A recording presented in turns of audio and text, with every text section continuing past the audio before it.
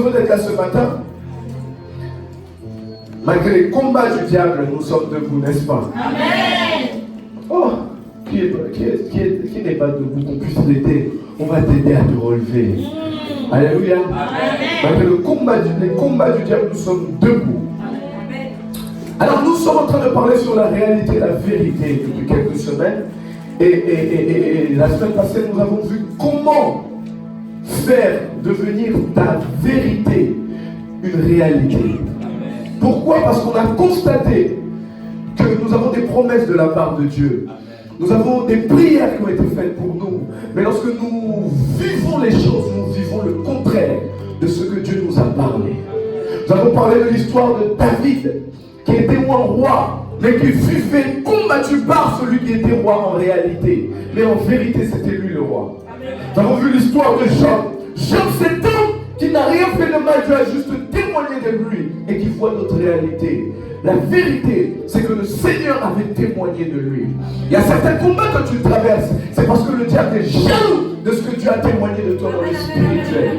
Daniel passait des moments difficiles, 21 jours de jeûne et de prière. La Bible dit comme ceci, qu'au premier jour où il avait commencé à prier, Dieu l'avait déjà quoi? Exaucé. Et qu'est-ce qui se passe pendant 21 jours? Il ne voit pas des résultats sur sa prière. Mais Daniel a persévéré. Alors, le Seigneur nous a parlé de la persévérance ou de la patience. Le Seigneur nous a dit que heureux celui qui est en train de patienter dans les épreuves. Parce que la patience produit en nous la perfection et nous accomplit à toute bonne œuvre. Alléluia. Mais aujourd'hui, Dieu veut nous parler de comment patienter dans la douleur. Comment persévérer. Dis à ton voisin, comment tu vas persévérer? Comment tu vas patienter alors que ça ne va pas? Va me prendre quelqu'un. Il n'a pas le moyen de payer son loyer. Il est dans des difficultés. Il vient à l'église, il prie Dieu. Et Dieu lui dit qu'il n'est pas pauvre, il est riche. Mais il n'arrive même pas à payer son loyer. Tous les jours, son bailleur vient à sa maison et lui dit que tu dois payer. Mais il est en train de passer des moments difficiles. Et cette personne, on est en train de lui expliquer ce matin comment patienter lorsque ça ne va pas. Je suis en train de parler à une femme qui cherche peut-être à avoir des enfants. Mais elle est dans des difficultés. Elle n'arrive pas à avoir des enfants. Va dire à cette dame qu'il n'y a pas de stérile en Israël. Et qu'elle comprenne, qu'elle accepte, qu'elle marche, qu'elle continue à persévérer, à patienter, alors que ça ne va pas. La Bible dit ceci, que Jésus a appris l'obéissance par les choses qu'il a souffert. C'est par la souffrance que Jésus a appris à obéir à Dieu. Alors, il y a parfois des difficultés et des souffrances qu'on vit. C'est parce que nous sommes en train d'obéir. Dieu nous apprend à obéir à Dieu. Tiens, ton voisin là, l'obéissance est un processus. J'espère que j'en ai pas perdu certains. Vous avez éteint les chauffages, j'ai chaud. L'obéissance est un processus. L'obéissance est un processus. Il y a des gens qui leur demandent d'obéir, mais ils ne peuvent qu'obéir à des petites choses d'abord. Ils ne pourront pas obéir à des grandes choses comme toi. Parce qu'ils doivent être cassés et brisés. Ils doivent passer dans la patience, afin que la patience fasse d'eux des personnes parfaites et des personnes accomplies à toute épreuve. Alléluia. Alors, ce genre de personnes, on va leur expliquer ce matin comment patienter. Je vais te donner quelques clés pour patienter lorsque ça ne va pas. Ce sont des clés pratiques que le Seigneur a utilisées dans sa parole. La première, c'est la communion fraternelle. Dis à ton voisin, honore la communion fraternelle. Honore la communion fraternelle. Dimitri, est-ce que tu peux m'aider dans Acte 12 au verset 5, s'il te plaît? J'aime juste Dimitri comment il lit. Acte 12 au verset 5, je lis la parole. Oui. Pierre donc était gardé dans la prison. Et l'église ne cessait d'adresser pour lui des prières à Dieu. Alléluia. Amen. Il se passait que Pierre était emprisonné. Et puis, juste avant Pierre, il y avait un homme qui s'appelait Jacques qui était emprisonné. Il passait des moments difficiles. La Bible dit comme ceci, Jacques a été tué par l'épée. Mais Pierre, lui, était justement dans le processus pour pouvoir être tué après par l'épée. Mais la Bible dit comme ceci, qu'il y avait des gens qui priaient pour Pierre, afin que Pierre ne puisse pas passer à la mort. Alléluia. Mais quand tu ne comprends pas que l'Église va t'aider à traverser ce que tu es en train de parler, de dire comme des moments difficiles. Si tu ne comprends pas que tes frères et sœurs à l'église sont là justement pour toi, pour t'aider à traverser ce qui est difficile pour toi, tu te sentiras toujours seul et tu continueras à broyer du noir. Va expliquer aux gens qui sont en dépression que Dieu leur donne une famille. L'église est une famille. Non, il y a... Va expliquer à ceux qui se sentent seuls, qui ne doivent plus se sentir seuls. Car le Fils de l'homme est descendu sur la terre. Il dit, je cherche un corps, mais moi-même je suis la tête. Et ce corps-là, c'est ce qu'on appelle la famille de Dieu. Ah, tu fais partie de la famille de quelqu'un. Tu as un frère dans ta famille. Cette chose s'appelle mon frère, ma soeur. On est des frères et sœurs. Alléluia. Les frères et sœurs, lorsque ça ne va pas dans tout le corps. Corathien dit comme ceci, si une partie du corps est malade, merci. C'est quoi? C'est tout le corps. Pierre avait un problème. Pierre passait des moments difficiles. Et regardez ce qui se passe. Pierre n'est pas le seul au courant de son problème. L'Église est au courant de son problème. Et l'Église peut le soutenir. Le diable nous a amenés dans des fausses vérités, dans des mensonges, a amené l'Église et les chrétiens dans des mensonges. Alors expliquer que les chrétiens vont te juger lorsque tu vas exposer tes défauts. Les chrétiens vont te juger lorsque tu vas parler de tes faiblesses. Et on va te prendre, on va aller se moquer de toi. Ce sont des mensonges. C'est comme des mensonges qui disent que les pasteurs volent votre argent. Ils vous demandent la dîme, mais eux-mêmes donnent la dîme, mais ne dit pas le diable. Il dit que les pasteurs volent vos finances. C'est un mensonge, ça c'est un mensonge. C'est un mensonge. Et le diable fait croire aux chrétiens qu'ils ne doivent pas parler, ils ne doivent pas se confier, ils ne doivent pas partager avec leurs frères. Bien-aimés de Dieu, si nous ne pouvons pas nous aimer, nous les enfants d'un même père, qui pourront-nous aimer? Si deux frères ne peuvent pas s'aimer, alors qu'ils ont le même esprit, ils ont le même père, à qui pourrons-nous aimer? Est-ce que je parle à quelqu'un? Romains 15, 1 à 3, s'il te plaît. Romains 15 au verset 1, je lis la parole. Yes. Nous qui sommes forts, nous devons supporter les faiblesses. Nous qui sommes forts, toi qui te sens fort, nous devons quoi? Supporter, parce qu'il y a des gens à l'église qui seront insupportables. Mais toi tu sens que tu es arrivé. Toi tu sens que tu ne pêches pas. Mais tu dis, mais lui pêche. Comment ça se fait? Il pêche. Tu es un pécheur. Toi qui es arrivé, tu as accompli. Va aider celui qui n'arrive pas. Alléluia. Tu sens que toi, tu es plus aisé dans certaines choses. Tu arrives plus à être présent à l'église. Tu arrives plus à prier. Tu arrives à obéir à Dieu. Mais il y a un faible à côté de toi. La Bible dit comme ceci, toi qui es fort, aide-le. Amen. C'est un moment difficile pour lui. Nous qui sommes forts, vas-y. Nous qui sommes forts, nous devons supporter les faiblesses Nous devons les de supporter. ceux qui ne le sont pas. Alléluia. Dis à la communion fraternelle. La communion fraternelle. Je ne sens pas l'église aujourd'hui, Seigneur. Je chasse cet esprit de lourdeur qui prend les gens au nom de Jésus. Amen. Jésus dit la communion fraternelle. La communion fraternelle. Continue jusqu'à 3 s'il te plaît. Nous devons supporter les faiblesses de ceux qui ne le sont pas et ne pas nous complaire en nous-mêmes. Verset 2. Que chacun de nous complaise au prochain pour ce qui est bien en vue de l'édification. Verset 3. Car Christ ne s'est point complu en lui-même, mais selon qu'il est écrit, les outrages de ceux qui t'insultent sont tombés sur moi. Alléluia. Nous ne devons pas nous voir. La version est un peu compliquée. Mais c'est-à-dire nous ne devons pas nous voir supérieurs aux autres. Nous ne devons pas nous voir meilleurs que les autres.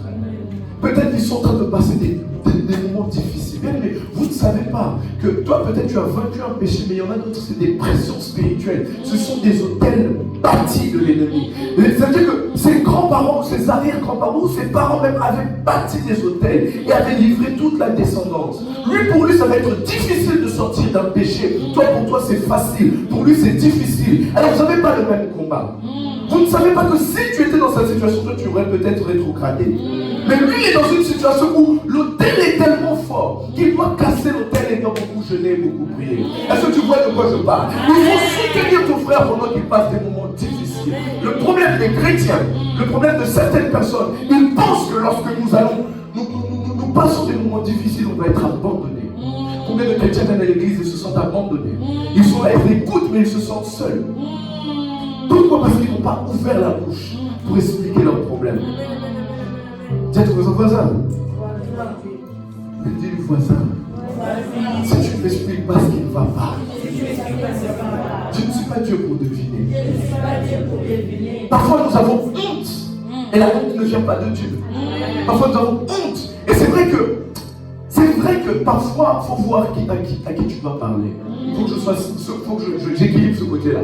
Il faut que tu vois à qui tu vas parler. Mais quand tu sens que tu peux parler à personne, ça c'est un problème. Dieu ne te met pas dans une famille pour qu'il y ait personne à qui tu peux te confier. Dans une famille, nous avons des grands frères. Nous avons des frères et sœurs. Peut-être qu'il y a moins d'affinité avec l'autre. C'est pas qu'on ne s'entend pas, mais il y a moins d'affinité. Il y en a un autre que je m'entends mieux. Alors avec lui, je vais bien parler. Alléluia. Peut-être que je m'entendrai mieux avec Gina. Alors ça sera plus facile de parler avec moi. Ça sera plus facile que peut-être Merdi ou autre personne. Est-ce que vous comprenez de quoi je parle? C'est ça en réalité. Mais si je n'arrive pas à offrir ce que j'ai, je n'arrive pas à me confier, cette chose-là va mourir en moi. Et je vais aller.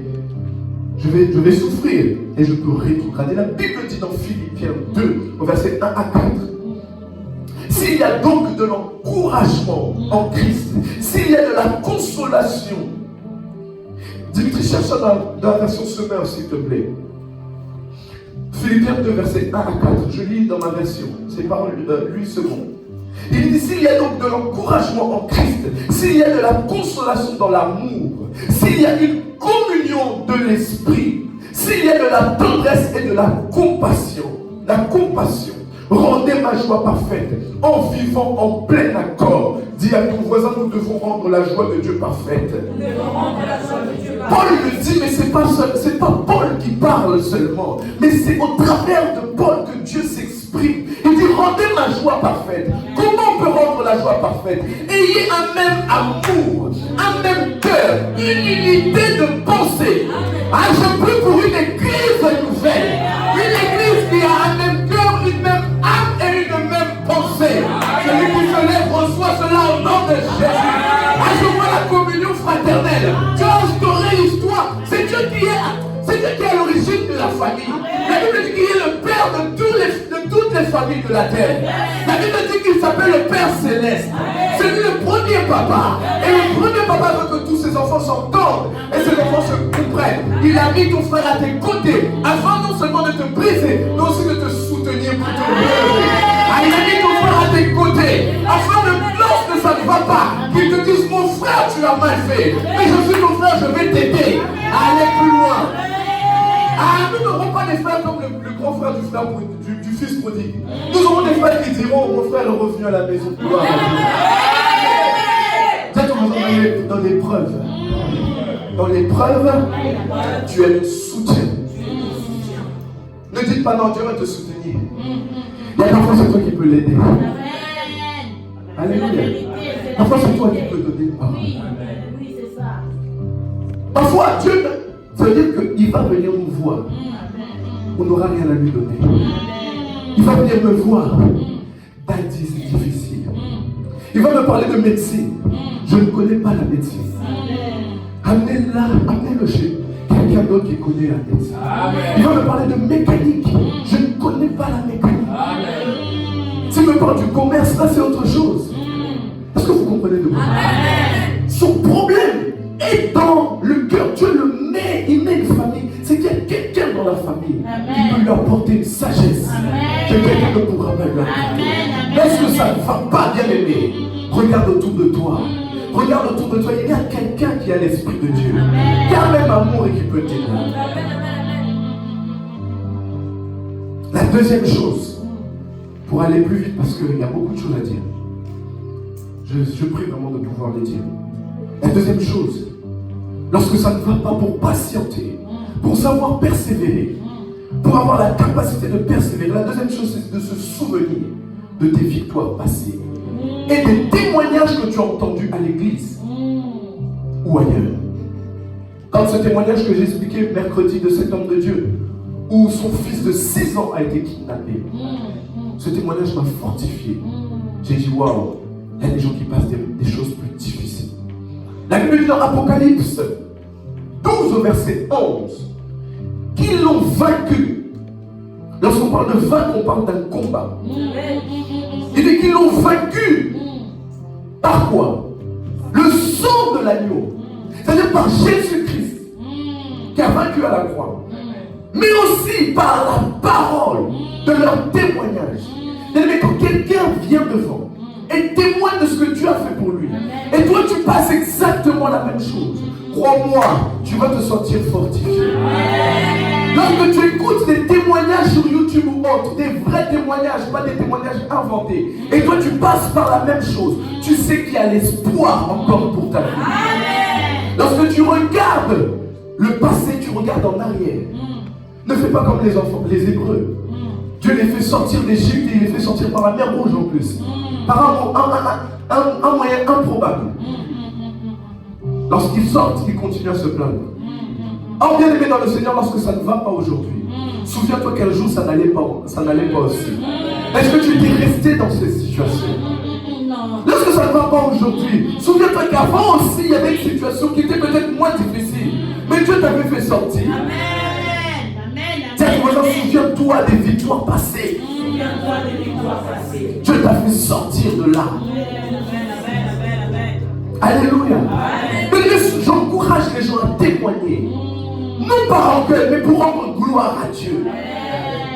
Lorsque vous témoignez, il y a quelqu'un quelque part. Une personne chrétienne, pas une personne encore bébé. Les bébés vont dire, ah Seigneur, vraiment, pourquoi tu as fait pour lui? Moi, qu'est-ce que j'ai fait de mal? Mais une personne mature qui comprend que lorsqu'il témoigne, c'est qu'il y a une onction. Il y a quelque chose pour moi aussi. Alors il se dit que, Seigneur, tu as fait pour lui. C'est pas impossible que tu fasses pour lui. C'est pas impossible que tu fasses pour lui. Mais à ce moment-là, tu as honoré ce que tu as fait. Et tout ce que tu honores, fais quoi? T'affecte. Tout ce que tu déshonores ne t'affectera pas. Ah, je prie pour une église qui témoignera. Une église qui se souviendra de ce que Dieu a déjà fait. Une église qui se souviendra de là où tu es déjà passé. Alléluia. C'est très important. Je vais aller vite, comme je dis.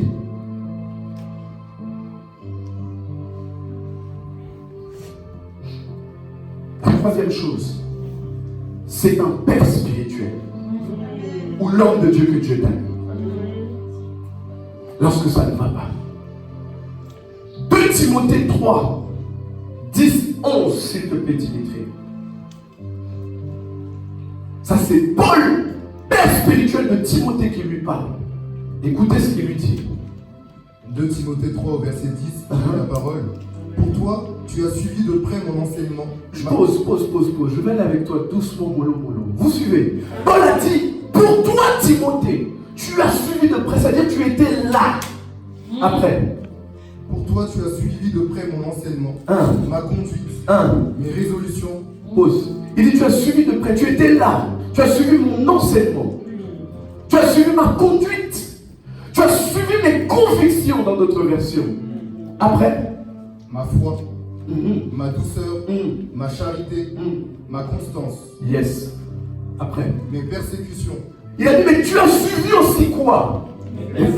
Lorsqu'un fils a la capacité de voir les persécutions de son père, cela est une bonne chose. Amen. Je vais t'expliquer après. Mes souffrances. À quelle souffrance n'ai-je pas été exposé à Antioche, à Icône, à Lystre?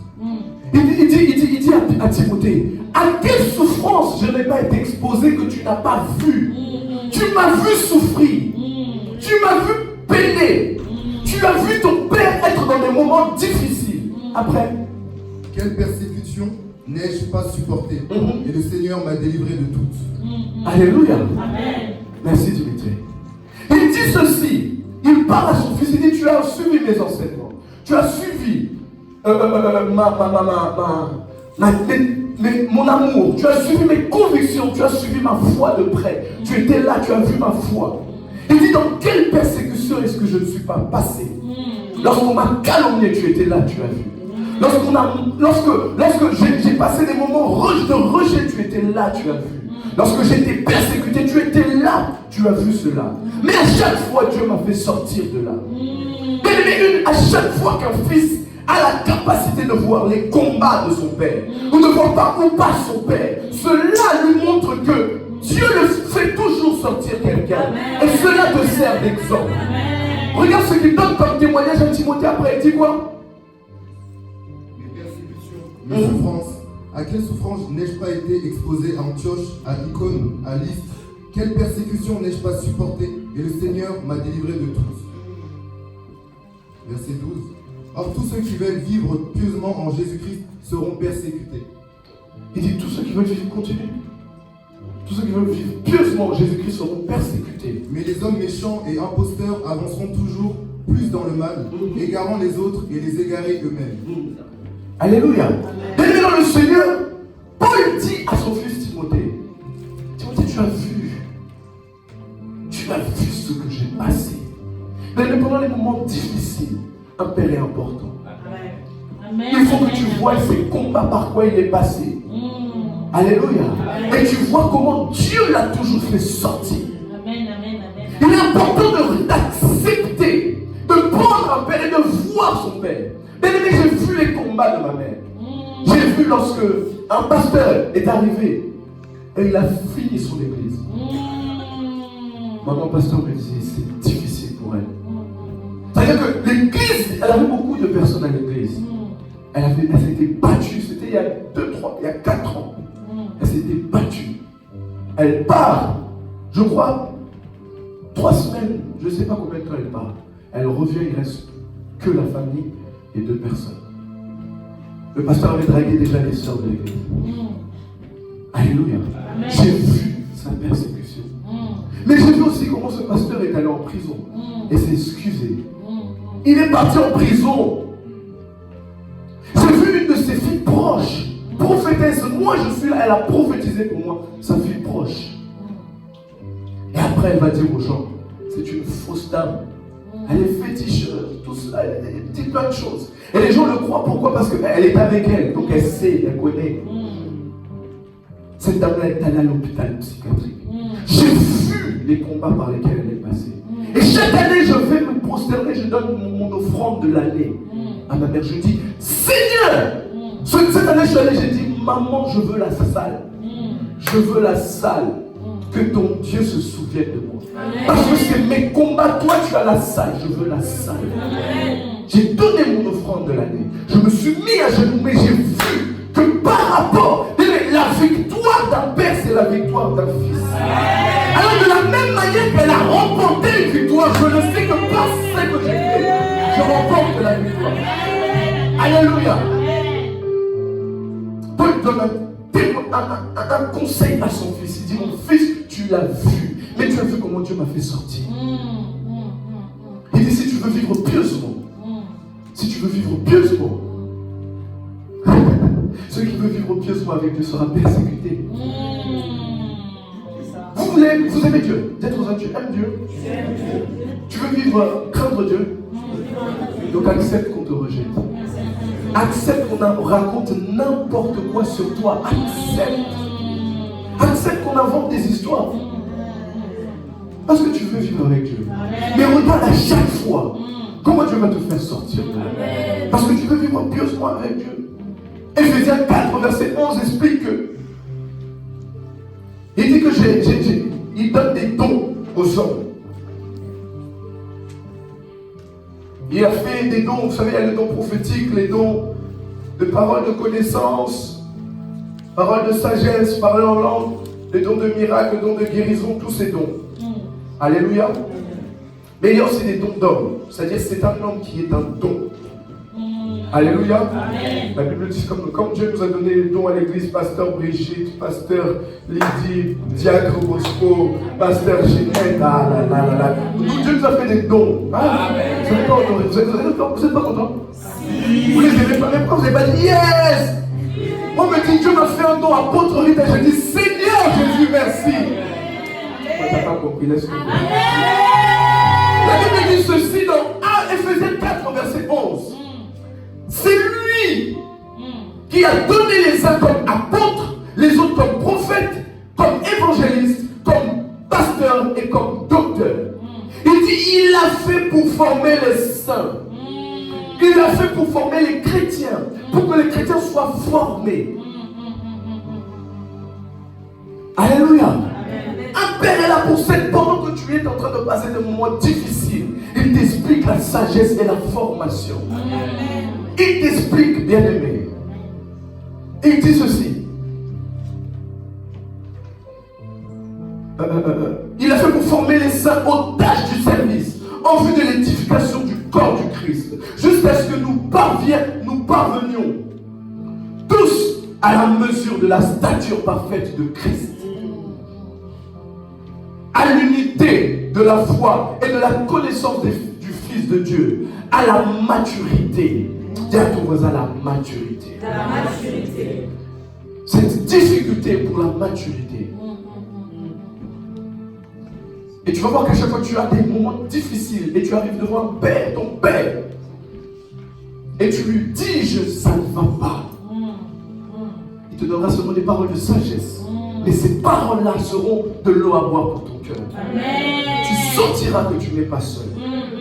Tu liras, je n'ai pas le temps de le lire, tu liras dans 1 Samuel 19, au verset 18. David est persécuté par Saoul. Saoul envoie son armée, mais David était parti parler à son père spirituel qui était Samuel. David dit à Samuel, Samuel, Saoul me persécute. On va le lire, s'il te plaît, Dimitri. Je suis en train de passer vite à cause du temps. 1 Samuel 19 au verset 18, je lis la parole. C'est ainsi que David prit la fuite et qu'il échappa. Il se rendit auprès de Samuel à Rama et lui raconta tout ce que Saoul lui avait fait. Il lui raconte ce qu'il est en train de traverser, ce que le diable, ce que ses ennemis sont en train de lui faire. Puis il alla avec Samuel demeurer à Najoth. Il demeure avec son père après. On le rapporta à Saoul en disant, voici David est à Najoth près de Rama. Saoul envoya des gens pour prendre David. Ils virent une assemblée de prophètes qui prophétisaient, ayant Samuel à leur tête. L'Esprit de Dieu saisit les envoyés de Saoul et ils se mirent aussi à prophétiser eux-mêmes. On en fit le rapport à Saoul. Continue. On en fit le rapport à Saoul qui envoya d'autres gens et eux aussi prophétisèrent. Ils en envoyèrent encore pour la 3e fois et ils prophétisèrent également.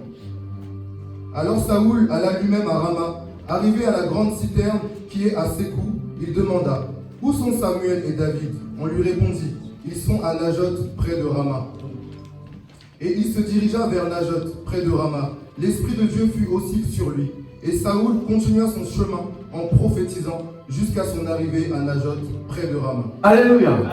Saoul n'était pas venu prophétiser. Saoul était venu tuer David. Il envoya du monde pour tuer David. Mais David était dans la présence de son père spirituel. Et il ne pouvait pas, Saoul ne pouvait pas la voir. Parce que David était dans la présence de son père spirituel.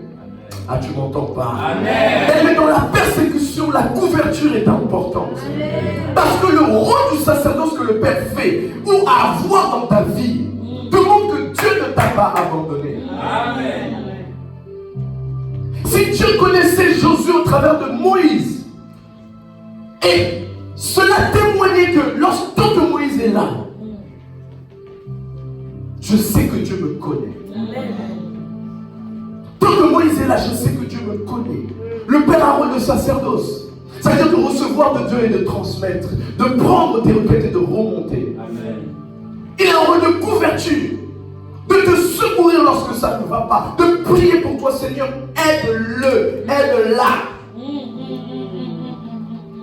La présence d'un Père est une sécurité, est une assurance que mon moment de difficulté ne passera pas seulement.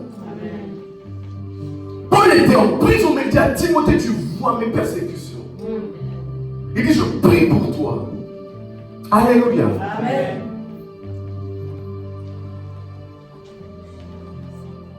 Lorsqu'il y a un père, tu vois ses conseils, ses paroles, sa présence, ses enseignements. Tout cela est important. Alors qu'est-ce que ça vous le fait? Il a appris que David était quelque part. Il envoya des enfants. Il envoya des gens pour aller faire quoi? Pour tuer David. Et lorsque ces gens-là arrivent, une onction les prend, ils ne comprennent pas. Ça vous l'a pris. Ah non, moi je n'ai pas préparé ça. Il envoie encore d'autres personnes. Alléluia. Lorsque les autres personnes sont allées, il voit que, il dit moi-même je vais aller. Saoul se déplace, mais lui-même tombe dans la même onction. Pourquoi? À cause de la présence de Saoul. Mais parfois tu te confies à moi, ou tu te confies à ton père. Tu lui dis j'ai telle chose, j'ai tel problème. Plusieurs fois, des personnes sont venues me voir pour m'expliquer leurs problèmes ou leurs combats. Et comme j'avais vaincu ce combat déjà, au moment où ils l'ont dit, cette chose a disparu. Amen, amen, amen. Déjà, toi, ta entreprise, il y avait déjà, depuis que je suis pasteur, il y a déjà des frères qui sont venus m'expliquer par rapport à leurs problèmes. Mais comme j'avais vaincu cela, cette chose est partie. Amen. Au moment où ils l'ont dit, c'est à ce moment-là que c'est parti. C'est pas la prière, c'est la présence. Alléluia. Je me sens rassuré lorsqu'il y a la présence de ma mère. Amen. Lorsqu'elle est trop longtemps loin, je l'appelle, je dis maman, il faut rentrer. J'ai besoin de toi. Amen. Alléluia. J'ai besoin de toi. Lorsque j'étais petit, je grandissais avec ma mère, je ne voulais pas qu'elle me lâche. Je bloquais maman pasteur, son pied. Je la bloquais. Tu ne peux pas me lâcher. Cette présence est une sécurité. Et c'est surtout dans le spirituel qu'elle est une sécurité. Je sais que ça va aller. Amen. J'ai vu cette personne sortir des difficultés. Mais je reste fidèle et loyal à cette personne. Et pourquoi pas moi? Dieu va me faire sortir de cette vie. Et il te fera sortir. C'est pour ça que je vois une église des fils et des filles. Cette église-là, c'est des personnes qui passent des combats. Mais lorsqu'ils sortent, ils sont plus que victorieux. Alléluia. Elle met voix, imite. Tel voisin voit et imite. Alléluia. Que le diable ne te mente pas. Un père pour un combat est une influence positive. Il te donnera des clés et des armes pour pouvoir combattre comme il faut. Lorsque des persécuteurs viennent pour pouvoir persécuter Élisée, ils veulent pouvoir faire du mal à Élisée, ils sont plusieurs. Gazé, paniqué. Il lui dit calme-toi. Alléluia. Amen. Et il prie le Seigneur afin que ses yeux soient ouverts. Pourquoi? Pour voir ce qui est en train de se passer. Amen. Face à un combat, le Père va t'ouvrir les yeux pour te montrer en réalité que c'est bon, c'est pas mauvais. Alléluia. Amen. Un jour, une de mes filles passe un moment difficile. Elle me dit, Daddy, j'en peux plus. Et ça fait mal au cœur d'entendre quelqu'un que tu aimes beaucoup dire, j'en peux plus. C'est qu'est-ce que je fais? Elle n'en peut plus. Alléluia. Et une parole de sagesse, je dis, tu n'iras jamais loin si tu dis que tu n'en peux plus aujourd'hui. Tu n'en es que là et tu dis, je n'en peux plus. Mais cette parole, elle est fortifiée. Elle est devenue plus forte. Est-ce que vous comprenez de quoi je parle? Cette parole sort de ma bouche, elle n'est pas sortie de la bouche de quelqu'un d'autre. Elle serait sortie de la bouche de quelqu'un d'autre, elle n'aurait pas le même effet. Amen. Parce qu'il y a des réalités, des vérités spirituelles. Amen. Est-ce que vous comprenez? Elle serait sortie de la bouche de quelqu'un d'autre, la même parole au même moment. Elle n'aurait pas le même effet. Amen. J'y vais, je suis à la 4e chose. C'était quoi la première? La communion fraternelle. À la 2e. J'ai pas entendu. Se souvenir des victoires passées et des témoignages. La 3e chose. La 4e, c'est la parole de Dieu. Dans les médias, ton voisin estime la parole. Considère la parole. Honore la parole. Mais à chaque fois qu'une situation te dépasse, quand tu ressens que ça ne va pas, quand il y a des épreuves qui sont là, sache une chose, que la parole a un mot à dire concernant ta situation. Amen, amen, amen. Psaume 37, 12, 13, s'il te plaît. Psaume 37 au verset 12, je lis la parole. Yes. Le méchant forme des projets contre le juste et il grince des dents contre lui. Le Seigneur se rit du méchant car il voit que son jour arrive. Les méchants tirent la glaive, ils bandent leurs arcs. Pause. C'est bon, c'est juste la 13. La Bible dit que le méchant forme des projets contre le juste. Mais Dieu, ça lui fait rire. Une personne qui lit la parole de Dieu sait que même j'ai des méchants en face de moi. Dieu est en train de rigoler. Pourquoi? Parce que le jour du méchant arrive. Mais si tu ne connais pas la parole, tu vois des méchants et tu paniques. Nous paniquons pour tout. Nous stressons pour tout. Petit, j'ai un loyer à payer. On vient me virer du travail. J'ai rien fait. C'est Sandrine, elle a menti sur moi. Sandrine, elle a menti sur moi. Comment je fais? J'ai rien fait. On m'a viré du travail. Ah bon? Oui, on m'a viré pour faute grave. J'avais un CDI. On m'a viré pour faute grave. Du coup, je ne peux même pas avoir les allocations, les ACDIC. Comment puis-je faire?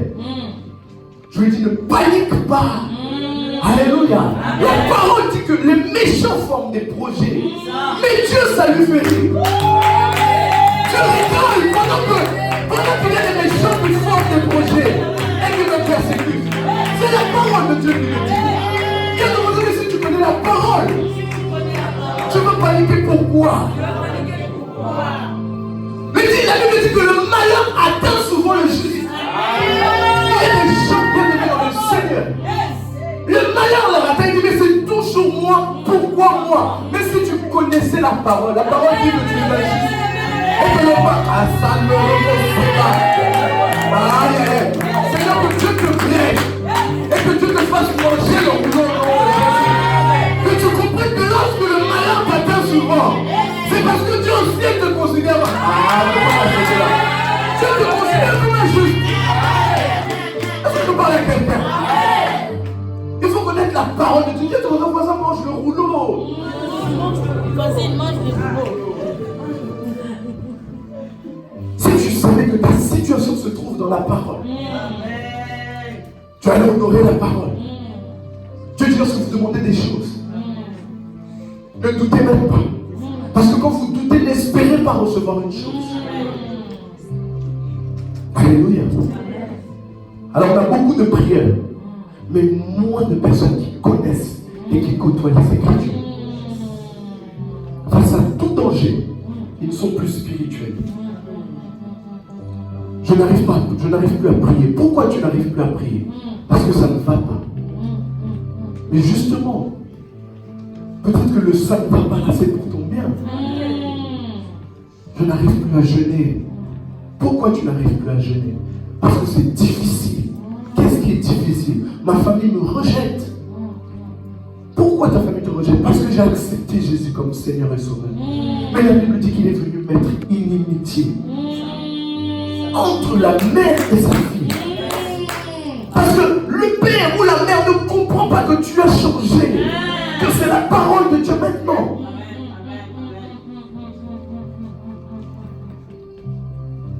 Tu viens à l'église triste.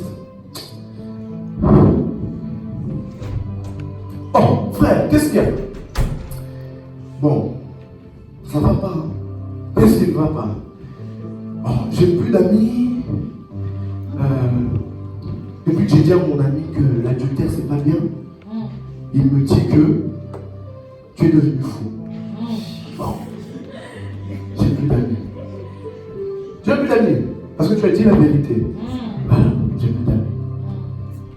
Je ne sais pas si maintenant je dois accepter, je dois faire semblant, je dois faire comment. Alléluia. Amen. J'ai plus d'amis. Alléluia. Amen. S'il connaissait la parole, il savait que la Bible dit que les justes sont comme des arbres plantés près d'un courant d'eau et que les mauvaises compagnies compagnie comme ces amis-là corrompront les bonnes mœurs, il sera qu'en fait cet ami-là, s'il aurait continué à être à ses côtés, l'aurait corrompu. Bien-aimés dans le Seigneur, sachez une chose, quand vous côtoyez des mauvaises personnes, c'est jamais vous qui allez les changer en bien. C'est eux qui vont vous corrompre. Alors si tu es injuste, s'il faut marcher seul, marche seul. Marche seul, mais tu es avec Dieu. Alors je te dis la vérité, je préfère être seul à accomplir les autres. Et avec Jésus. Alléluia. Il y a des gens qui ont besoin des autres pour se sentir mieux. Mais la parole explique que nous devons avoir Jésus d'abord. C'est pas en contradiction avec ce que j'ai dit tout à l'heure. Ne t'inquiète pas. Tu peux prendre place. 1 Timothée 3, verset 9, s'il te plaît.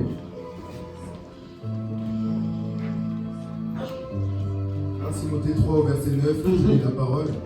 Conservant le mystère de la foi dans une conscience pure. Il dit, conserve le mystère de la foi dans une conscience pure. Je vais m'expliquer. Bien-aimé dans le Seigneur, la parole de Dieu purifie nos consciences, entre guillemets. La parole de Dieu nous éclaire quelque part, et on va y venir tout à l'heure. Et par rapport, bien-aimé, à la parole de Dieu, lorsqu'une personne pêche, il est en train d'éteindre sa conscience. Et sa conscience ne sera plus pure. Alléluia. Amen. Et qu'est-ce qui va se passer? Cette personne va pécher et vivra dans la culpabilité. Or, la parole explique ceci. Pour être pardonné, il faut d'abord pardonner. Et il faut croire et recevoir le pardon de Dieu. Tant que tu n'as pas cru que Dieu peut te pardonner, tant que tu ne sais pas que Dieu te pardonne de tout péché, oh, j'entends quelqu'un dire non, c'est pas possible. Dieu ne peut pas me pardonner. Qu'est-ce que tu as fait? J'ai persécuté l'église. J'ai persécuté les chrétiens. Je ne peux pas me pardonner. J'ai couché avec un homme marié. Dieu ne peut pas me pardonner. La Bible dit tout péché est pardonnable. Et si tu ne le sais pas, ta conscience ne sera pas pure. Et tant que ta conscience n'est pas pure, tu ne peux pas garder une bonne foi. C'est pour ça qu'il faut connaître la parole. La parole t'explique que peu importe ce que tu as fait, à part le blasphème contre le Saint-Esprit, peu importe ce que tu as fait, Dieu te pardonne. La Bible dit que lorsque nous péchons, il est juste et fidèle. Et nous demandons pardon, il est juste et fidèle pour nous pardonner. Souvent nous venons à l'église culpabilisés. Pourquoi? Je suis retombé dans l'alcool, j'ai pris l'alcool, je ne voulais pas, mais j'ai pris l'alcool. D'accord, tu as pris l'alcool, mais qu'est-ce qui s'est passé? Je me suis enivré. Tu t'es enivré? Oui. Je ne voulais pas. Tant que tu n'as pas reçu le pardon de Dieu quand tu as demandé pardon, tu ne pourras pas avoir une conscience pure. La Bible dit que la foi est conservée dans une conscience pure. Pour conserver la foi que tu as en ce que Dieu va changer ta situation. Dieu va changer ton épreuve en bien. Dieu va changer ce que tu passes en bien. Pour conserver la foi, il te faut une conscience pure. Ah, je prie que Dieu purifie ta conscience. Que tu comprennes que tu peux changer. Et tu comprennes que Dieu t'a pardonné. Il y a des gens qui racontent des péchés qui datent de plusieurs années. Mais qu'ils ont demandé pardon. Chaque année, ils ont demandé pardon à Dieu. Mais Dieu a déjà effacé et oublié ce péché. Mais quand tu lui rappelles, il ne sait pas de quoi tu parles. À la Bible dit ceci. Comme l'Orient est éloigné de l'Occident, Dieu m'éloigne de mes transgressions. Sache une chose, mon bien là ce matin. Si tu as pardonné et tu as demandé pardon, il n'y a personne qui peut te déclarer condamné. Parce que Jésus-Christ t'a justifié. Ah, je sais que je parle bien. Je sais que demain, lorsque tu vas te voir, tu vas dire Seigneur, merci parce que tu m'as pardonné. Vous savez quoi? Le problème c'est que les chrétiens ne comprennent pas la Bible. Et comme ils ne comprennent pas la Bible, ils ne savent pas qu'ils sont pardonnés après le mal qu'ils peuvent faire. Amen. Alléluia. Un jour, un fils à moi me fait du mal.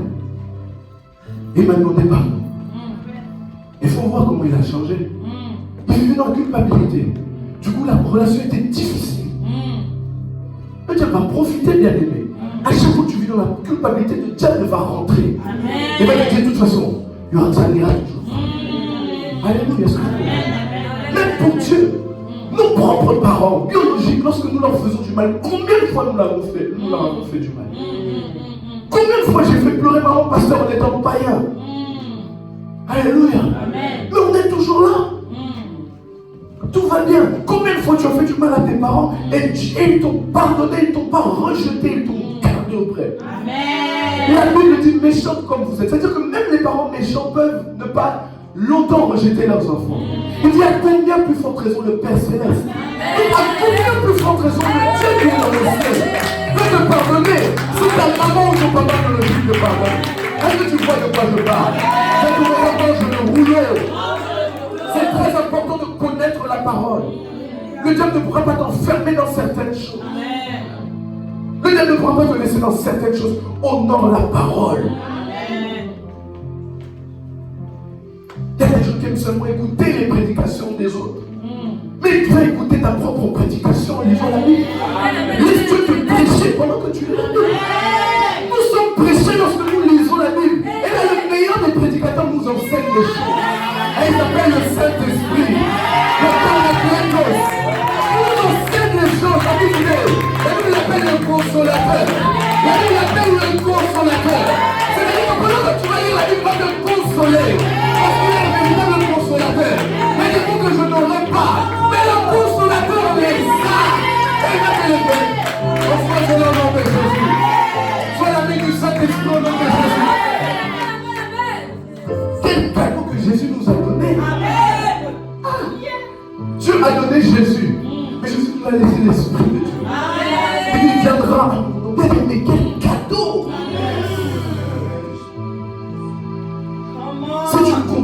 Si tu comprenais pardon, tu sauras que non, la situation est autre. La Bible dit ceci dans Jean 1, s'il te plaît, 1 à 4, Dimitri. Lis ça bien, c'est très important. Écoutez très bien ce que la Bible dit. Jean 1 au verset 1, je lis la parole. Au commencement était la parole, et la parole était avec Dieu. Au commencement était la parole, et la parole était avec Dieu après. Et la parole était Dieu. Elle était au commencement avec Dieu. Toutes choses ont été faites par elle. Pause. Toutes choses ont été faites par elle. On parle de quoi? La parole. Après, il dit quoi? Et rien de ce qui a été fait n'a été fait sans elle. C'est-à-dire qu'il n'y a rien sur la terre qui a été fait sans la parole de Dieu. Le visible et l'invisible. Tout a été fait par sa parole. Mais le mot tout là, la Bible dit, demandez tout ce que vous voulez. Alléluia. Mais comment demander tout ce que nous voulons? Tout ce que nous voulons se trouve dans ce toute chose qui a été fait par la parole. Continue Dimitri après moi. Continue. En elle était la vie, et la vie était la lumière des hommes. Il dit, en elle, dans la parole, il y avait la vie. Et la vie, on parle de la vie Zoé. La vie là, était la lumière des hommes. Est-ce que vous comprenez? Mais quand tu négliges la parole, tu négliges la vie. Quand tu n'honores pas la parole, tu n'honores pas la vie. Quand tu n'estimes pas la parole de Dieu, tu n'estimes pas la vie. Et ta vie ne sera pas une lumière. Tu ne vivras pas dans la lumière, tu vivras dans les ténèbres. La Bible dit que toutes choses ont été faites par elle. Toute chose est passée par la parole. Dieu, celui qui a créé la parole, bien aimé dans le Seigneur, il met la parole au-dessus de lui. Il dit la parole est plus importante. Ce sont des principes. Et les hommes, si les hommes se conforment et comprennent la parole, acceptent la parole, ils ne vivront pas dans les ténèbres, mais dans la lumière. Alléluia. Pour t'expliquer quoi? Dans ta situation est déjà passée. Lorsque tu vas lire la parole, tu verras que mais c'est la même chose que je vis. Mais comment avait-il fait sortir cette personne de cette situation? C'était comme ça, ok. Est-ce que Seigneur, tu veux que je fasse comme ça? La lumière va t'éclairer pour marcher. La parole va t'éclairer pour mieux faire. Vous savez ce que le diable fait? Un ancien sataniste, j'ai jamais su le dire, c'est pas grave, témoigne que la première règle que le diable leur donne, il dit empêchez les chrétiens de lire la parole de Dieu. Ne les laissez pas connaître la parole. Parce que s'ils connaissent la parole, ils seront éclairés. Une personne éclairée, une personne qui peut voir et avancer. Souvenez-vous que je vous ai déjà prêché. Si tu as la capacité de voir, tu as la capacité de devenir, tu as la capacité d'enfanter, tu as la capacité d'enfanter une vision. Une personne qui voit est une personne qui peut aller loin. Amen, amen, amen, amen, amen. Alléluia. Amen. Combien de personnes marchent et ne sont pas éclairées? Parce qu'ils ne connaissent pas les secrets de la vie. Les secrets de la vie se trouvent dans la parole. C'est Dieu, la Bible dit que toutes choses ont été créées par elle. Donc elle connaît les secrets les plus profonds. Elle connaît les choses spirituelles qui se cachent. Elle connaît les lois de la richesse. Elle t'expliquera les lois de la richesse. Souvent nous cherchons l'argent, mais nous cherchons selon la loi que le monde nous a laissée. On se lève à 6h, on rentre à 22h. La Bible dit dans Psaume, on l'avait lu ça. Elle dit, mais vous vous levez en vain. Vous levez tôt et vous rentrez tard pour du pain de... Ça me fait mal au cœur lorsqu'on a mal au dos à cause du travail. Amen. Dans la Bible, il y a les secrets pour pouvoir être riche pour Dieu. Amen. Je n'arrive pas à abandonner une situation, un péché. Dans la Bible, il y a les secrets pour pouvoir sortir de cette situation. Amen. Il y a une montagne devant moi, je ne sais comment la faire tomber. Je ne sais comment la planer. Dans la Bible, il y a des secrets pour cela. La Bible dit que toutes choses qu'il y a sur terre ont été faites par la parole. Et rien n'a été fait sans la parole.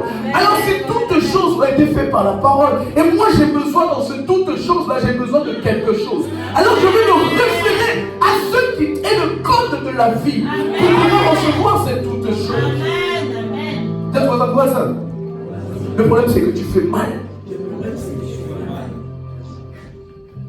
Homme de Dieu, il y a des gens qui vont voir les stars là. Ils vont voir les stars sur Instagram, sur Facebook. Ils veulent les imiter. Parce qu'ils ont vu qu'ils ont peut-être compris quelque chose que je n'ai pas compris. Or, Dieu nous a donné une plus grande richesse, c'est-à-dire qu'on a la parole, on a le Saint-Esprit. Dans l'Ancien Testament, il fallait absolument quelqu'un pour nous expliquer les Écritures parce que ça allait être difficile à comprendre.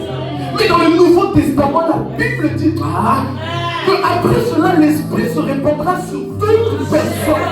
Le Saint-Esprit vit en toi comme il vit en moi. Comme le Saint-Esprit m'explique, il peut t'expliquer. C'est pour ça qu'elle est même dans le Seigneur. Prends l'Esprit de Dieu, prends la Bible, médite, mange le rouleau. Mange le rouleau et tu verras. Ta vie sera excellente. Mais pourquoi si la Bible dit toutes choses ont été faites par elle, pourquoi tu la négliges? C'est pas logique, c'est illogique. Toutes choses ont été faites par la parole. C'est une grande richesse qu'il y a là. Quand on dit que toute chose a été faite par la parole. Il dit rien du tout n'a été fait sans elle. Lorsque Dieu fait, il dit créons l'homme à notre image, nanana, il dit que la lumière soit, il le fait par la parole. Pas par le Saint-Esprit, par la parole. Il dit, la parole, ensuite il dit, la parole est venue vers les hommes. Alléluia. Amen. Et le Nouveau Testament nous explique que lorsque nous devons imiter Jésus, lorsque tout ce que Jésus a fait, faisons-le. Tout ce que Jésus a dit, comment il a fonctionné, comment il a marché, il est l'exemple parfait de la parole, parce que la parole s'est faite chair. Mais il y a une chose qui me fait mal dans ces mêmes versets. Et elle dit ceci, la parole est venue aux hommes, et les hommes ne l'ont pas reçue. C'est ce que nous faisons jusqu'à aujourd'hui. La parole est là, mais les hommes ne la reçoivent pas. Parce que toute la semaine, ils n'ouvrent même pas la Bible. Ils ne regardent pas. Qu'est-ce qui se passe? Ils rentrent dans ce que le diable a dit. Empêchons-les de lire la Bible. La première fois que tu as lu, tu t'es endormi et tu as arrêté. Tu as dit non, c'est impossible. Tu as ouvert encore la Bible, tu as dit je ne comprends rien, tu t'es arrêté, tu as dit c'est impossible. Mais bien aimé dans le Seigneur, j'ai une question. Lorsque vous passez les permis et que vous n'arrivez pas, vous arrêtez? Non. Vous continuez, n'est-ce pas? Lorsque vous passez des examens, tu as besoin du bac, tu n'arrives pas, tu arrêtes. Non. Tu fais quoi? Tu continues, n'est-ce pas? Lorsque tu vas aller au travail et c'est difficile, malgré que tu te fais mal et tu n'aimes pas, est-ce que tu arrêtes? Non. Tu fais quoi? Mais pourquoi si c'est la parole de Dieu parce que je n'arrive pas? Et tu te fais voir à comment je veux prêcher à l'église? Tu méditeras la parole et tu connaîtras la parole. La Bible dit tu connaîtras la Libre. C'est la parole qui te rendra libre. C'est la parole de Dieu. Oh, Shandaraba Boseke. Mabora Kabasandara. Il y avait un peuple dans la Bible dit ça, c'était le peuple de Béré. Pendant que les enseignements étaient enseignés, ils sont rentrés à la maison. Ils se posaient, la Bible dit qu'ils examinaient les Écritures par rapport à la prédication qu'on a été donnée. Si vous ne connaissez pas la Bible, je peux venir ici, je vous mens. Je vous mens et vous dites Amen. Et votre destinée est embrouillée. Vous ne connaissez pas la parole, je peux vous dire tout ce que je veux. Et vous serez à ma merci. Je peux faire des erreurs. Vous serez à ma merci. Alléluia. Un jour, une soeur me dit, non mais dans l'ancienne église, on prenait de l'huile et on lavait les femmes. Ah bon? C'était son mari? Non. Même son mari même ne l'aurait pas fait ça. Mais tu laves les femmes avec de l'huile comme ça, c'est pas ta femme. Moi celui qui fait ça, ma femme. Prophète ou pas. Il faut les coups du Saint-Esprit. Alléluia. Mais parce que cette personne ne connaissait pas la parole.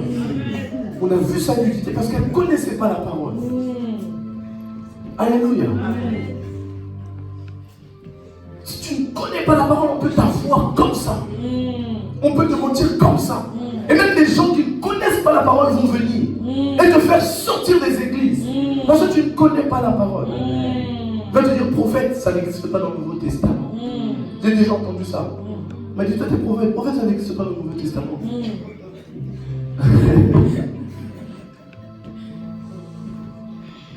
Et la personne quitte l'église. Alléluia. Parce qu'elle ne connaît pas la parole. Tiens, tu veux ça, connais la parole.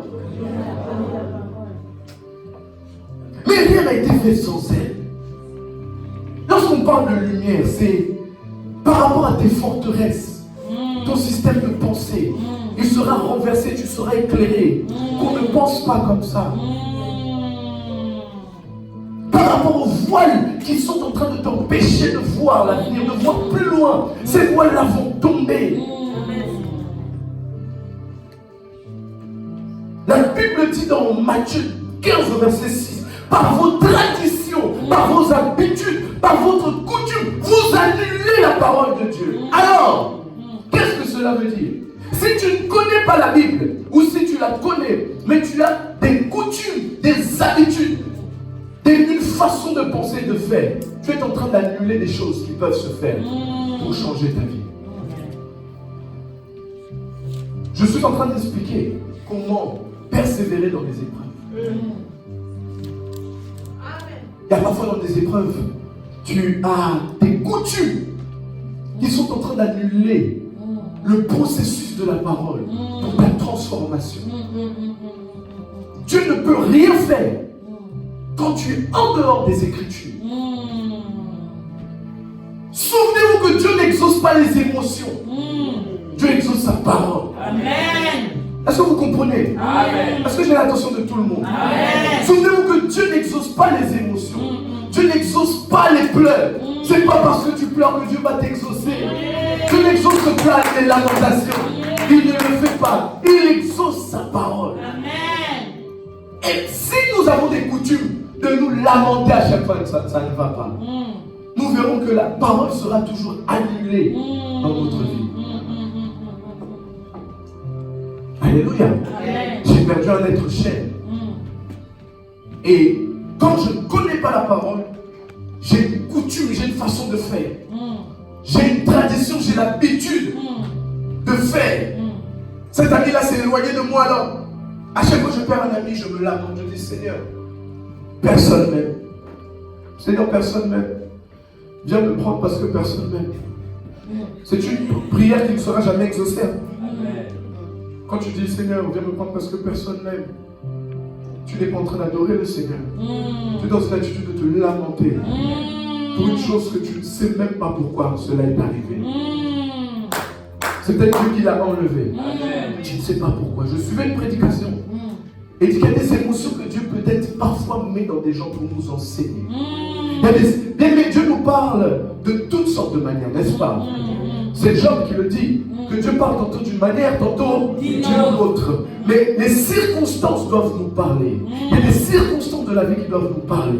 Mais si nous sommes charnels et nous ne comprenons pas les Écritures, nous allons traiter ces choses-là conformément à nos habitudes, à nos traditions.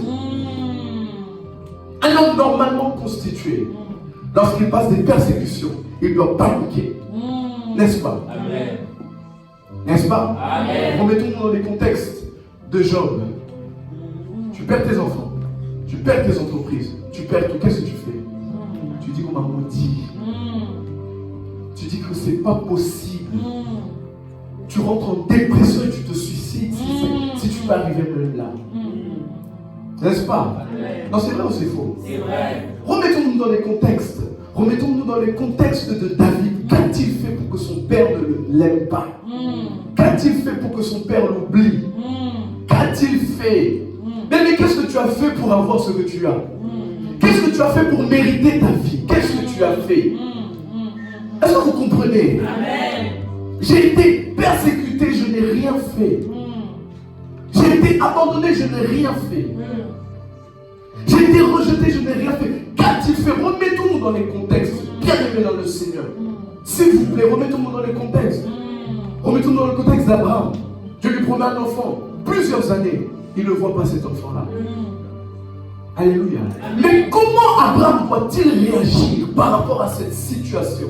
Comment Abraham doit-il traiter les choses par rapport à ce qu'il est en train de traverser? La Bible l'appelle le père de la foi. Parce qu'il a gardé la foi.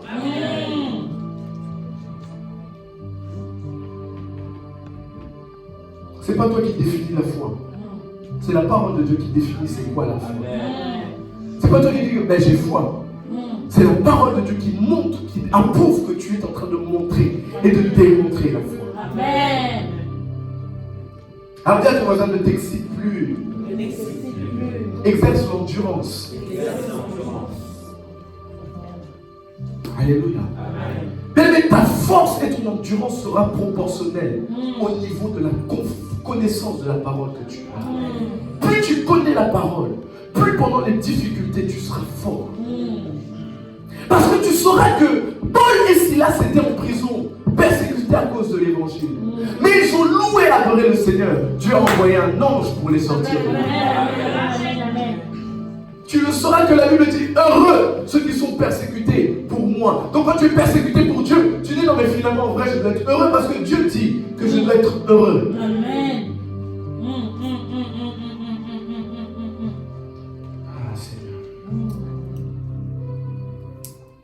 Vous savez, face au combat, beaucoup sont désarmés. Pourquoi? Parce qu'il manque un dépôt de la parole. Souvenez-vous des armes spirituelles, les bottes de l'évangile, la ceinture de vérité, le casque du salut, le bouclier de la foi, l'épée de la parole. Je le dis plusieurs fois, combien d'armes offensives nous avons pour attaquer nos ennemis? Une seule, c'est l'arme de la parole. Donc là tu es désarmé déjà parce que tu n'as pas la parole. Pour dire au diable, mets-toi loin, tiens-toi loin. Alléluia. Tu n'as pas la parole pour pouvoir attaquer l'ennemi et le mettre à terre. Tu n'as pas la parole. Donc tu n'as que des armes pour te protéger. Mais le problème c'est que pour avoir la foi, il faut connaître la parole. Donc tu n'as que le bouclier parce que tu ne connais même pas un peu la parole aussi. Qui peut baser sa foi sur lui-même?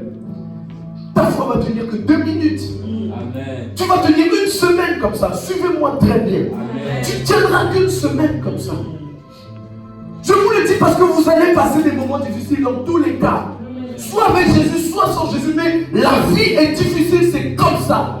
La Bible le dit. Malheur à la terre. Parce que le diable est descendu, animé d'une grande colère. Tout ce qu'il trouve sur son passage, il lui fait du mal. Les chrétiens, les païens, toute personne souffre sur cette terre. Est-ce que vous ne l'avez pas compris? Que Dieu donne des armes pour gérer la souffrance. Vous allez souffrir et peut-être finir comme d'autres qui se suicident. Personne ici n'a jamais entendu une histoire des suicides. Vous l'avez déjà entendu, non? Vous avez même entendu? Pourquoi ils sont suicidés? Il y en a qui ont été harcelés par leurs pensées. Mais Mais dans la Bible, on nous explique comment gérer les histoires lorsque nous sommes harcelés par la pensée. Je sais que toi aussi, parfois, tu es harcelé par des pensées. Quand tu es en blessure avec des pensées, mais la parole est là. La foi vient de ce qu'on entend. Et ce qu'on entend vient d'où? De la parole de Dieu. Amen, amen, Alors il nous amen, manque amen. le bouclier de foi, il nous manque l'épée. Mais l'assurance du salut. Il faut être sûr en connaissant un minimum que lorsque j'accepte Jésus comme Seigneur et Sauveur, maintenant je passe dans le royaume et le casque du salut vient dans ma vie. Mais il faut que je sache aussi que lorsque je garde une conscience pure, la foi est conservée dans la conscience pure. Lorsque j'ai ma conscience pure, je le sais que je suis en train de garder mon salut. Et lorsque Jésus-Christ reviendra, qu'est-ce qui se passera? J'irai au ciel. Mais si tu ne connais pas la parole, tu trébucheras. Et tu trébucheras, tu feras tomber ce casque. Qu'est-ce qui te reste? La ceinture, les bottes et quoi? La cuirasse. Mais la vérité est la parole. Tu n'as plus de ceinture de vérité. Il te reste les bottes de zèle de l'évangile. L'évangile, c'est la parole. Tu n'as plus le zèle. Vous n'êtes plus zélé lorsque vous ne connaissez pas la parole. Vous savez, là, il y a le logo, c'est le réma. C'est le réma qui te donne d'avancer, qui te donne la foi, qui met la foi. Le logo, c'est la parole normale. C'est pas révélé, c'est une parole brute. Mais le réma, c'est ce qui sort de la parole. Parfois là, je suis en train de donner un réma. Et là, tu auras la foi pendant quelques jours. Mais après, alléluia. La Bible parle du botte du zèle de l'évangile de paix. Mais si tu ne connais pas la parole, tu n'auras pas de zèle de l'évangile de paix. Et tu n'auras plus de botte. Il te reste que la cuirasse de la justice. Mais je te pose la question. La justice, c'est quoi? La justice, c'est la maturité. Vous comprenez? La justice, c'est l'état où tu es arrivé à ce que Dieu veut. Et Dieu te reconnaît juste. Mais une personne qui ne connaît pas la parole de Dieu, comment peut-il être mature? Comment saura-t-il qu'il est en train de pécher et qu'il est immature? Lorsqu'il aura une émotion de jalousie, comment saura-t-il que c'est de l'immaturité? Parce qu'il ne connaît pas la parole. Alors il est totalement désarmé. Est-ce que vous comprenez? Amen. Quand tu n'as pas la parole, tu es désarmé face au combat. Amen, amen. Et toutes les réalités que tu vois, c'est parce qu'il te manque la parole. Amen. Toutes les réalités que tu vis, c'est parce qu'il te manque la parole. Ne me dites pas non, parce que c'est vrai qu'à chaque fois que vous écoutez une bonne parole, ça vous fortifie. Amen. Et lorsque vous partez face au combat, vous êtes fort. Amen. Mais cette parole-là est intense. C'est comme une nourriture. Tu viens de te nourrir. Nourris-toi tous les jours. Tous les jours, tu seras fort. Amen. Mais si je me nourris seulement le lundi ou seulement le dimanche, je pense que le vendredi, je serai fort. La force sera partie. Amen. Est-ce que vous voyez de quoi je parle? Il faut que je me nourrisse encore une fois. Dis à ton voisin, nourris-toi. Nourris-toi. Nous sommes désarmés face à nos combats. Nous sommes agités face à ce que nous passons. Parce qu'il nous manque la parole. Dis à ton voisin, tu dois considérer la parole de Dieu. Plus que toute autre parole. Dis-le, la parole va amener le repos dans ta vie. La parole va amener le repos dans ta vie.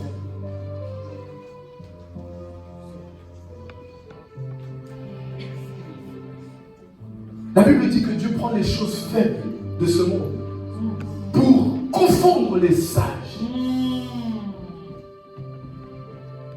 Et Dieu n'aime pas une personne qui n'a pas la foi. Quand Dieu veut t'utiliser ou Dieu veut te parler ou faire quelque chose au travers de toi, ne te vois pas faible.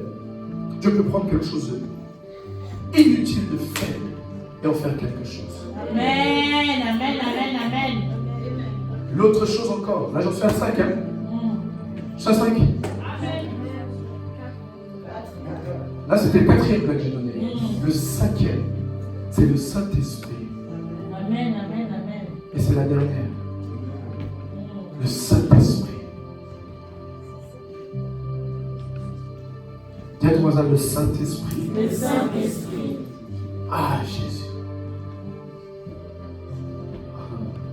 Écoutez, les hommes n'ont pas compris qui est cette personne.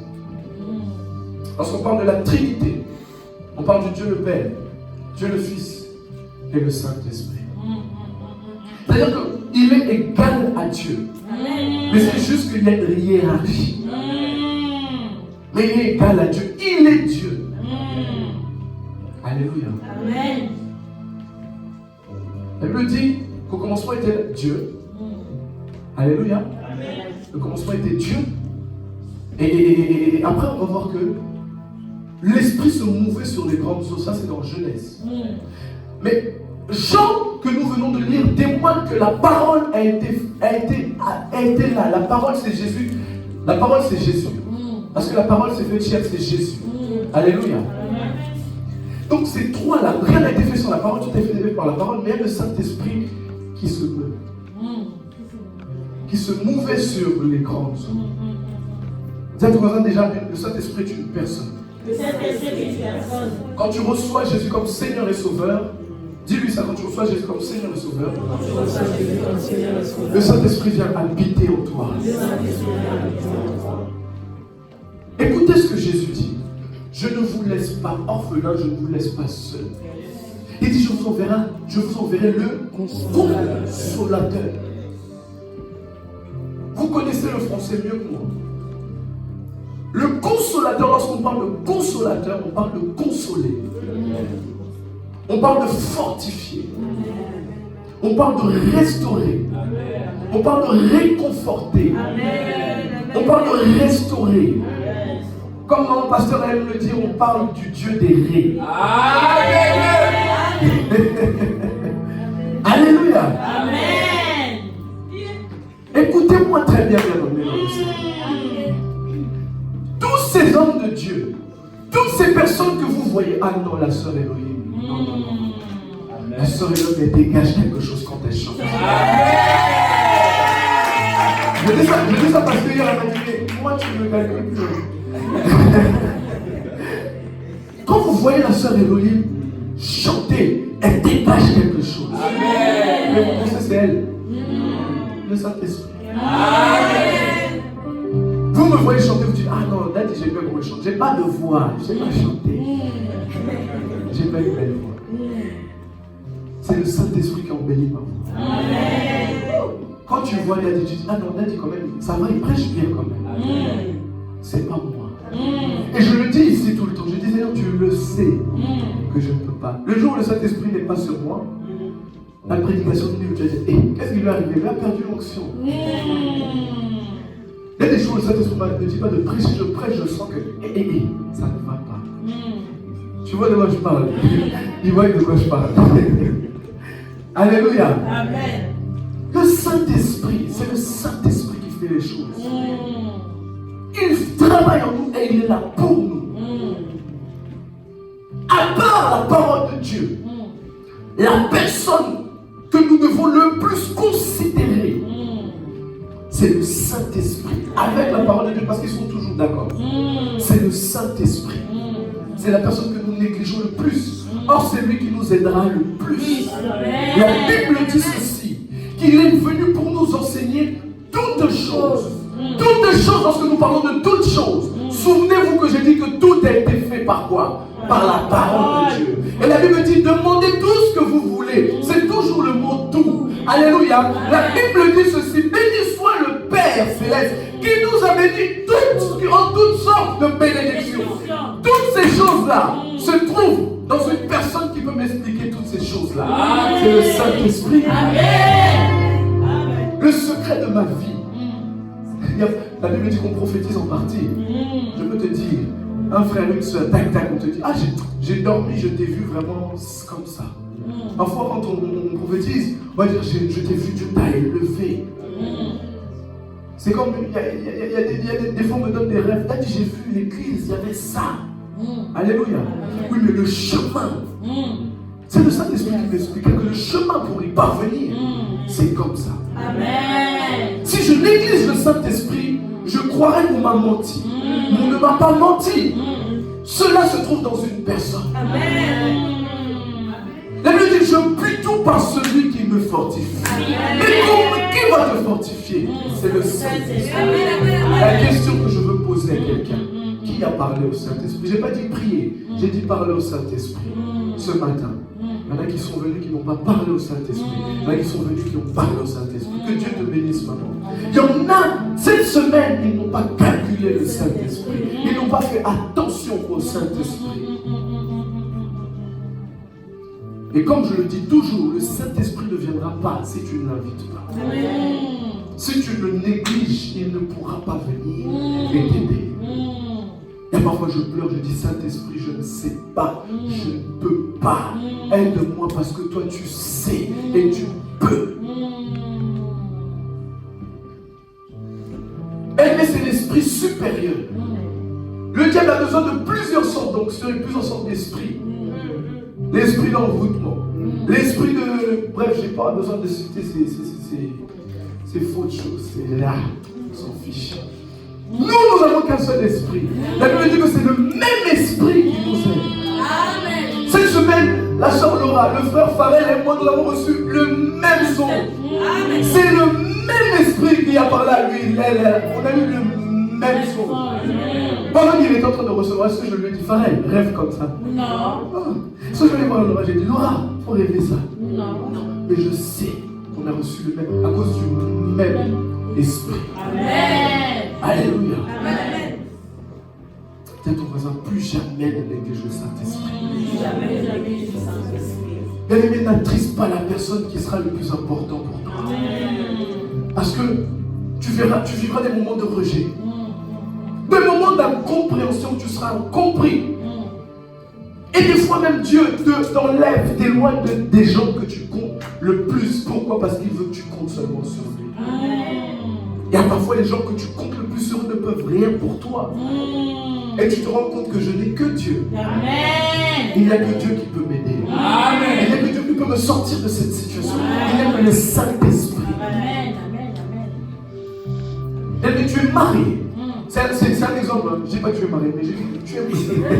Non, parce que les gens disent, hein? Tu es marié. Il y a un problème dans ton mariage. Mais c'est le Saint-Esprit qui va vous donner la solution pour sortir de la vie. Le Saint-Esprit ne travaillera jamais contre toi, il travaillera toujours pour toi. Toi, c'est la vérité. C'est Toujours ça. pour toi. C'est ça. Alors, qui est le Saint-Esprit? Le Saint-Esprit est une personne et il est Dieu. Comment marcher avec lui? Marche avec le Saint-Esprit comme les disciples ont marché avec Jésus. Pose-lui des questions. Crois qu'il est avec toi. Un jour, j'ai fait asseoir le Saint-Esprit. Et je ne l'ai pas fait un jour, je l'ai fait plusieurs fois, je le fais tout le temps. Quand je suis dans ma voiture, je dis, quand je suis dans la voiture, je suis en train de conduire, je dis, Saint-Esprit, mets-toi à ma droite, s'il te plaît. Allons-y ensemble. Alléluia. Je communique avec lui. Qu'est-ce que tu en penses? Et je crois qu'il m'entend et je crois qu'il me répond. Amen. Plusieurs fois, on m'a dit, mais tu parles à qui? Et je parle à lui. Puis on m'a dit, on ne me comprend pas parce que je suis avec Dieu. Je suis avec le Saint-Esprit, je marche avec lui. Amen. Alléluia. Amen. Crois qu'il est là. Crois qu'il est à tes côtés. Regarde à tes côtés, même si tu as un voisin. Crois qu'à la place de ce voisin, c'est lui qui est là. Amen. Tiens, ton voisin, mais Jésus ne t'a pas laissé le Saint-Esprit pour faire joli.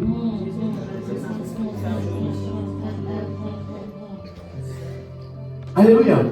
Le Saint-Esprit te dira lorsque tu fais mal. Et te dira lorsque tu as bien fait. Amen. Le Saint-Esprit te dira lorsque tu veux. Il dit non, si tu parles, si tu pries comme ça, tu pleures comme ça, tu ne vas pas être exaucé auprès de Dieu. Et regardez ce que la Bible dit. La Bible dit que le Saint-Esprit sonde le Père. Amen. Et il nous explique comment prier. Amen. Afin de plaire au Père. Le Saint-Esprit sait ce que Dieu veut. Et va te communiquer ce que Dieu veut. Afin de pouvoir être exaucé de Dieu. Waouh. Le Saint-Esprit, lorsqu'il y a un danger qui arrive, t'informe qu'il y a un danger qui arrive. Ne t'inquiète pas. Il y a un homme de Dieu qui allait passer des moments difficiles de persécution. Le Saint-Esprit lui a dit, tu passeras des moments difficiles de persécution. Mais reste calme parce que tu sortiras. Avant que la situation arrive, tu sais déjà qu'elle va arriver. Et lorsqu'elle arrive, tu es déjà prévu. Ne me laisse pas. Le Saint-Esprit est là. Mets un chant du Saint-Esprit. Dis Saint-Esprit, je te désire. Mais il est plus réel que n'importe quoi. Il est plus réel. Je vous avais déjà dit, vous croyez plus lorsque je vous dis, et tu sais, ma soeur, tu es malade. Je prophétise sur ça, on dit, tu es malade. Dieu, vraiment, je vois la maladie, je vois qu'il y a un esprit mauvais. Elle va y croire. Alléluia. Mais de la même manière qu'il peut avoir, il n'y a pas de maladie. De la même manière qu'il peut avoir une maladie, une difficulté, c'est de la même manière que le Saint-Esprit est autant présent. Amen. Il est présent, il n'est jamais absent. Pour le ressentir, il faut se connecter. Alors la prière que tu dois faire tous les jours, Seigneur, connecte-moi à ton esprit et garde-moi connecté. Est-ce que les chanteurs peuvent chanter une chanson du Saint-Esprit? Je veux que tu atterrir là. Atterrir avec la meilleure personne qu'il faut. La meilleure personne qu'il faut. La Bible parle d'un homme, Philippe. Philippe arrive dans une ville. Et il voit, il s'appelle Philippe, Simon. Philippe arrive dans une ville, il voit un magicien qui s'appelle Simon. Simon le magicien. Simon voit que l'esprit qu'il y a dans cette personne est au-dessus de mon esprit. Et c'était Simon qui régnait dans cette ville. Il va voir Philippe et dit, donne-moi ce que tu as. Parce que le Saint-Esprit te donne l'autorité et l'aura. Parfois nous cherchons à être respectés de certaines personnes. Or que si nous respectons le Saint-Esprit, il nous fera respecter. J'ai toujours dit devant Dieu, devant l'Esprit de Dieu, sois un agneau. Il te rendra un lion devant les gens. Il te rendra fort devant les gens. Il te rendra, tu seras considéré parmi les gens. Souvenez-vous de ce Pierre-là, qui était un simple pécheur. Dans Galates, la Bible dit qu'ils sont parmi les plus considérés. Il était un pécheur, mais plus tard il devient un homme considéré. C'est à cause d'une personne, c'est le Saint-Esprit. Souvenez-vous de Paul, il était un tueur. C'est un tueur en série. Il persécutait l'Église, mais par le Saint-Esprit, il écrit la parole de Dieu. Le Saint-Esprit rend les gens. La Bible dit que l'Esprit de Dieu était sur Jésus. Et Jésus, sa renommée se fait répandre. Sa renommée se répand partout à cause de l'Esprit de Dieu. Lorsque Marie arrive face à sa sœur Élisabeth, la Bible dit qu'elle la serra, son ventre tressaillit, parce que l'Esprit de Dieu était rentré dans Jean. Donne-moi l'église tout ce que tu veux, mais jamais le Saint-Esprit. Il a les codes de clé pour t'amener. Je suis désolé, il faut compter sur les hommes de Dieu. Croyez aux hommes de Dieu. Comme Jésus dit, croyez en moi. Alléluia. Écoutez, considérez les paroles des hommes de Dieu. Mais encore plus, c'est du Saint-Esprit. Parce qu'un homme de Dieu, parfois il peut ne pas être aligné à la parole du Saint-Esprit. Que votre foi ne s'appuie pas. Je ne me contredis pas. Je dis que votre foi ne s'appuie pas sur les hommes de Dieu. Mais votre foi s'appuie sur la parole et le Saint-Esprit. Je ne me contredis pas. Alléluia. Lève-toi s'il te plaît.